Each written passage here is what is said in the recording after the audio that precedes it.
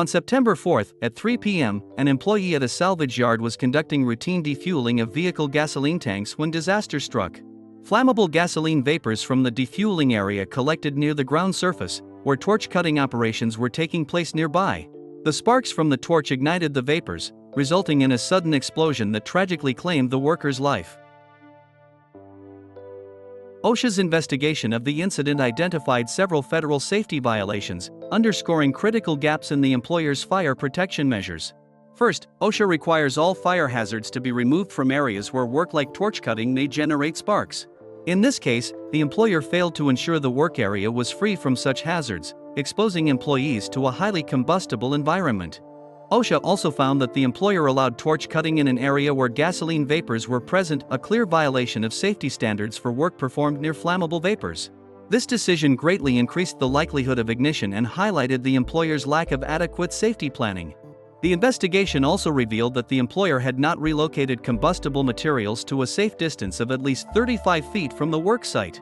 Instead, the worker who died had been defueling vehicle gas tanks near torch cutting operations, creating an environment ripe for fire and explosion. Additionally, the employer's failure to conduct a thorough hazard assessment was another significant oversight. Employers must perform hazard assessments before authorizing any work involving fuel handling and work that may generate heat or sparks, yet in this case, no such assessment was conducted. Lastly, oxygen cylinders were being stored near highly combustible fuel gas cylinders, a proximity that heightens the risk of explosive reactions. This tragic incident underscores the vital importance of following OSHA's fire protection guidelines, especially in high-risk operations involving flammable materials. Regular hazard assessments, strict control of combustible materials, and safe storage of fuel sources are essential to preventing such devastating workplace accidents. On the afternoon of September 20th, a routine tank cleaning task at a pest control company became a tragic reminder of the importance of proper fire protection and emergency retrieval measures.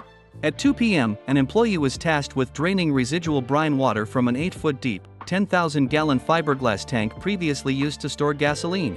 However, after entering the tank, the worker began operating a power drill, which caused sparks that ignited lingering gasoline fumes.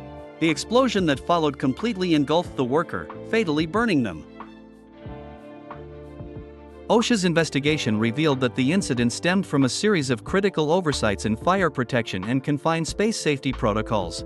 Chief among these was the absence of a forced air ventilation system, which could have removed the hazardous fumes before work began. The employer also failed to perform the required atmospheric testing to confirm that the environment within the tank was safe to enter. Adequate fire protection in confined spaces is essential, particularly when flammable materials may be present.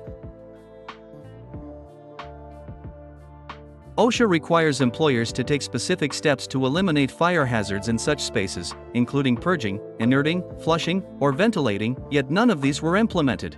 Nor did they provide continuous atmospheric monitoring to detect any dangerous changes in air quality.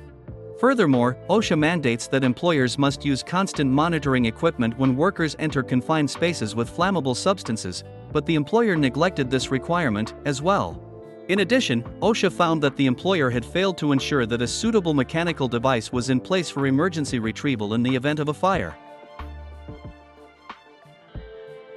Instead, the company relied on a synthetic rope, which is prohibited in potentially high-temperature environments because it may burn or fail under heat. Compounding these failures, the supervisor allowed the entry without verifying that all permit requirements for confined space entry had been met. This case illustrates the dangers of failing to adhere to OSHA's fire protection and confined space regulations, underscoring the importance of ventilation, monitoring, and emergency preparedness.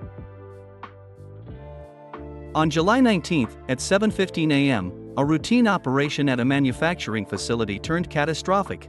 3 employees were tasked with replacing an empty 55-gallon drum of paint reducer with a full one. As they moved the pump equipment from the empty drum to the new one, an unknown ignition source set off a flash fire, rapidly followed by an explosion fueled by the flammable vapors. The incident resulted in the hospitalization of 5 employees, severe burns for 3 of them, and the tragic loss of 2 lives.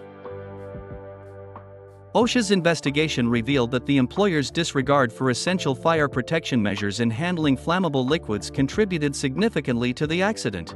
First, the facility stored nearly 550 gallons of Category 2, 3, and 4 flammable liquids, more than 4 times the legally permitted amount of 120 gallons. Proper storage limits on flammable materials reduced the risk of life-threatening fires. By exceeding them, the employer had set the stage for a disaster. Adding to the hazard, containers holding these flammable liquids were left open while workers performed other operations, allowing vapors to escape into the workspace.